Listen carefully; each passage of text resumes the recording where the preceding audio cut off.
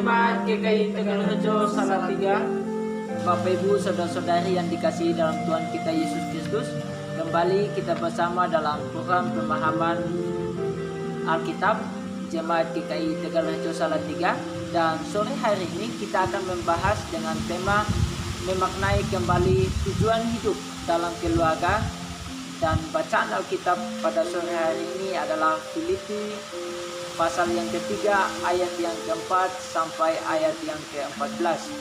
Sebelum itu, mari kita berdoa. Bapa kami yang di surga, Bapa yang maha murah dan maha kasih, atas penyertaan yang begitu luar biasa di dalam hidup kami. Hari ini kami anak-anak-Mu akan belajar bersama-sama. Kiranya apa yang kami pelajari biarlah menjadi pedoman di dalam hidup kami hari lepas hari. Di dalam nama Yesus Kristus kami mengucap syukur. Haleluya. Amin. Baik Bapak Ibu Saudara-saudari yang dikasihi dalam Tuhan kita Yesus Kristus, saya akan membacakan ayat firman Tuhan pada sore hari ini adalah surat Filipi pasal yang ketiga ayat 4 sampai ayat yang ke-14. Surat Filipi pasal yang ketiga ayat yang keempat sampai dengan ayat yang ke-14. Sekalipun aku juga ada alasan untuk menaruh percaya pada hal-hal lahiriah, jika ada orang lain menyangka dapat menaruh percaya pada hal-hal lahiriah, aku lebih lagi. Disunat pada hari ke-8 dari bangsa Israel, dari suku Benyamin, orang Ibrani asli, tentang pendirian terhadap hukum Taurat, aku orang Farisi, tentang kegiatan aku penganiaya jemaat, tentang kebenaran dalam menaati hukum Taurat, aku tidak bercacat. Tetapi apa yang dahulu merupakan keuntungan bagiku, sekarang kuanggap rugi karena Kristus. Malahan segala sesuatu kuanggap rugi, karena pengenalan akan Kristus Yesus, Tuhanku, lebih mulia daripada semuanya. Oleh karena Dialah aku telah melepaskan semuanya itu dan menganggapnya sampah, supaya aku memperoleh Kristus dan berada dalam Dia, bukan dengan kebenaranku sendiri karena menaati hukum Taurat, melainkan dengan kebenaran karena kepercayaan kepada Kristus, yaitu kebenaran yang Allah anugerahkan berdasarkan kepercayaan. Yang kupendaki ialah mengenal Dia dan kuasa kebangkitannya dan persekutuan dalam penderitaannya, di mana aku menjadi serupa dengan Dia dalam kematiannya, supaya aku akhirnya beroleh kebangkitan dari antara orang mati. Bukan seolah-olah aku telah memperoleh hal ini atau telah sempurna, melainkan aku mengerjanya kalau aku dapat juga menangkapnya, karena aku pun telah ditangkap oleh Kristus Yesus. Saudara-saudara, aku sendiri telah menganggap bahwa aku telah menangkapnya. Tetapi ini yang kulakukan, aku melupakan apa yang telah di belakangku dan mengarahkan diri kepada apa yang di hadapanku, dan berlari-lari kepada tujuan untuk memperoleh hadiah, yaitu panggilan surgawi dari Allah dalam Kristus Yesus. Demikian sabda Tuhan pada sore hari ini, dan Saudari Esther akan membawakan pengantar singkat dari teks bacaan kita. Terima kasih Saudara Melvin yang sudah memimpin kita dalam doa dan juga membacakan Alkitab bagi kita semua, dan saya akan memberikan pengantar teks yang akan kita hayati bersama pada saat hari ini. Surat Filipi ditulis oleh Paulus bersama dengan Timotius dengan kondisi Paulus yang sedang berada dalam penjara. Surat ini menyampaikan sapaan, nasihat, dan juga penguatan kepada umat di Filipi untuk terus menjaga semangat hidup di dalam iman kepada Kristus. Namun di pasal yang ketiga, Paulus cenderung lebih tegas memberikan nasihat kepada kelompok yang cenderung sok saleh dan perfeksionis.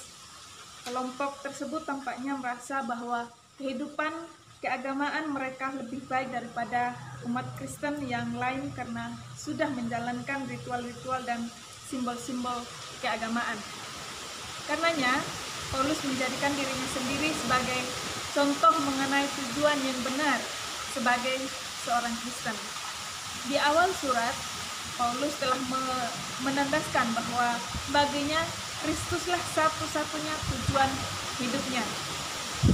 Paulus memaparkan bagaimana pernah bermegah dengan kesalehan dirinya, baik secara pasif maupun aktif.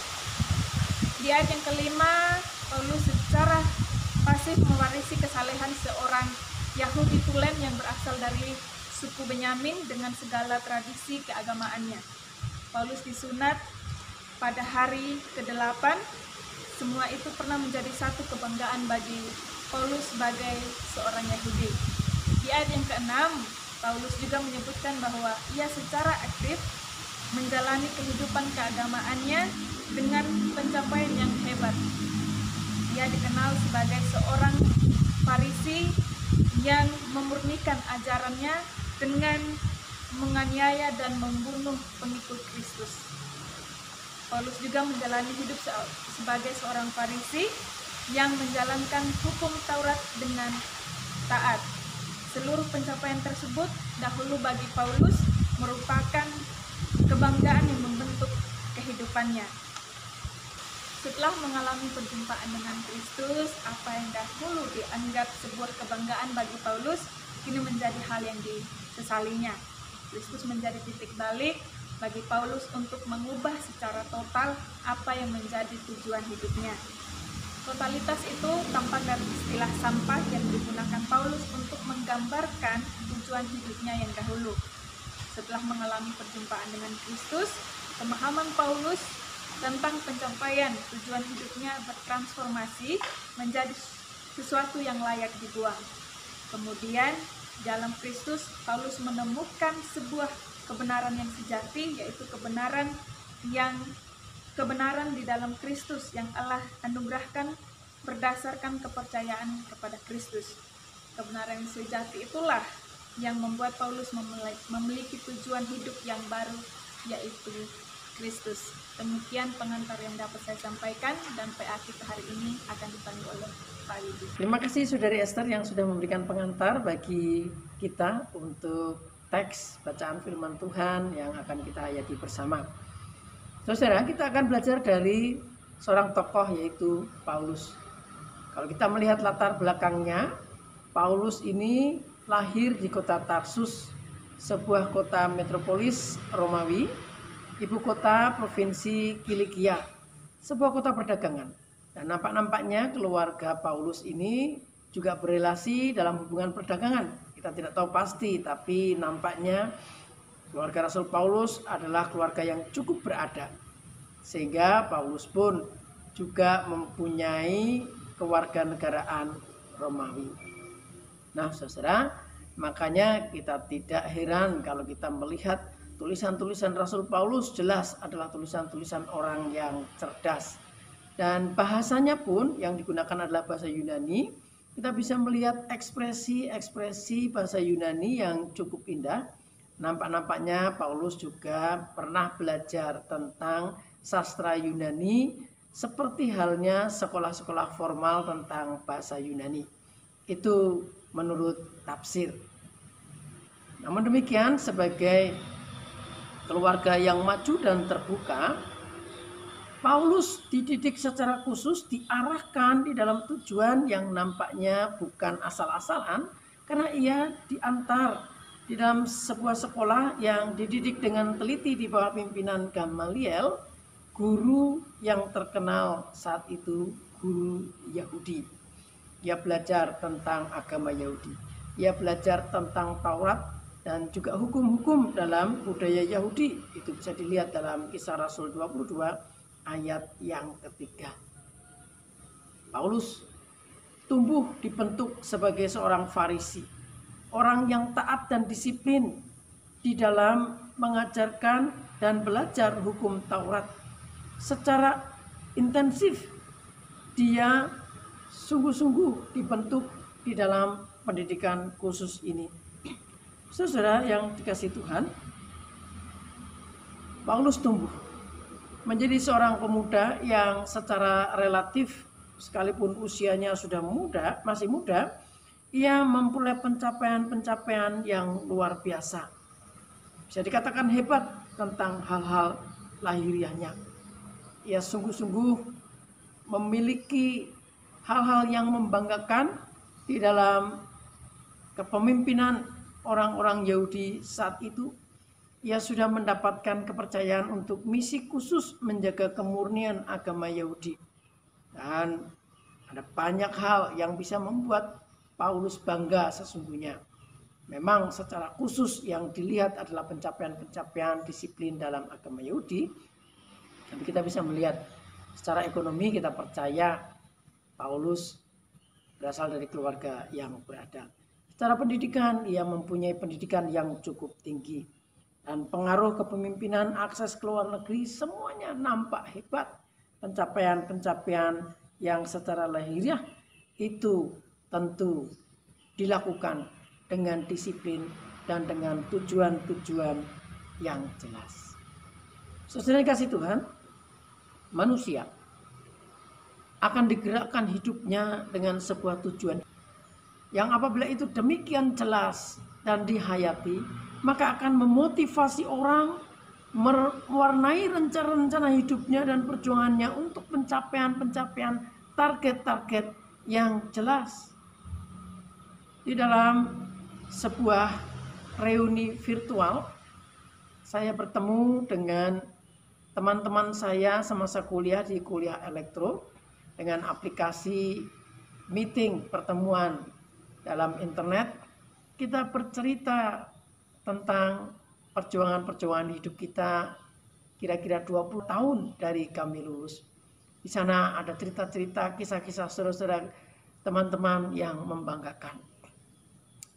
Pencapaian-pencapaian yang hebat. Tetapi mungkin di antaranya ada yang merasa pencapaiannya biasa-biasa saja. Bisa saja mereka saling membanding-bandingkan dan mengukur manakah yang lebih membanggakan. Dan nampaknya itu seperti sebuah perlombaan. Semua ingin mendapatkan hadiah perlombaan. Semua berjuang, tetapi hanya beberapa yang bisa mencapai prestasi-prestasi puncak. Manusia berjuang dari sejak muda, ingin bersekolah di sekolah-sekolahan favorit di bidang tertentu yang diinginkan. Setelah sekolah, ia pun ingin berkarir dalam bidang tertentu yang didambakan dengan penghasilan tertentu juga yang kira-kira menjadi targetnya. Dan juga di dalam kehidupan berkeluarga. Manusia mempunyai tujuan, mempunyai harapan yang diperjuangkan. Pencapaian-pencapaian lahiriah, mempunyai rumah, mempunyai keluarga, anak, dan lain sebagainya. Kita bisa menggambarkan apa itu yang dianggap secara umum bagi masyarakat merupakan pencapaian-pencapaian yang nampak membanggakan, yang disebut oleh Rasul Paulus sebagai hal-hal yang lahiriah. Dan di sisi lain mungkin ketika kita menjalani kehidupan kita tidak seperti target-target tujuan-tujuan yang kita inginkan, mungkin di sana terbesit kekecewaan. Mungkin di sana terbesit pikiran-pikiran bahwa ada hal-hal yang kurang membanggakan. Saudara, kita bisa melihat kehidupan kita bercermin dari firman Tuhan saat ini. Dari seorang tokoh Rasul Paulus. Pada ayat yang keempat, dia menyatakan bahwa dia punya alasan-alasan untuk bermegah atas hal-hal yang lahiriah. Tetapi dengan tegas dia menyatakan itu semua dianggapnya rugi ketika dia menemukan hal yang jauh lebih bermakna daripada ukuran-ukuran lahiriah itu, yaitu di dalam iman kepada Yesus Kristus. Ia bahkan bisa mengatakan hal-hal yang hebat yang dia sudah capai itu adalah rugi seperti sampah.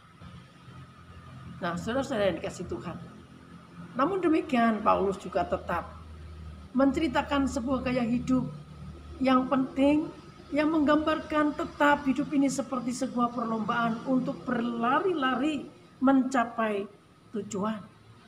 Saudara, saat ini di bulan keluarga ini, marilah kita melihat kehidupan kita dengan hikmat dari Tuhan. Sebagaimana Rasul Paulus, bagaimana kehidupan keluarga kita menemukan tujuan-tujuan yang benar. Rasul Paulus memberikan sebuah panduan bahwa kehidupan kita perlu mempunyai ukuran-ukuran yang benar. Bukan kebenaran diri dalam ukuran-ukuran diri, tetapi di dalam ukuran-ukuran Kristus. Sehingga ia bisa melihat hidupnya penuh pengharapan apapun keadaannya.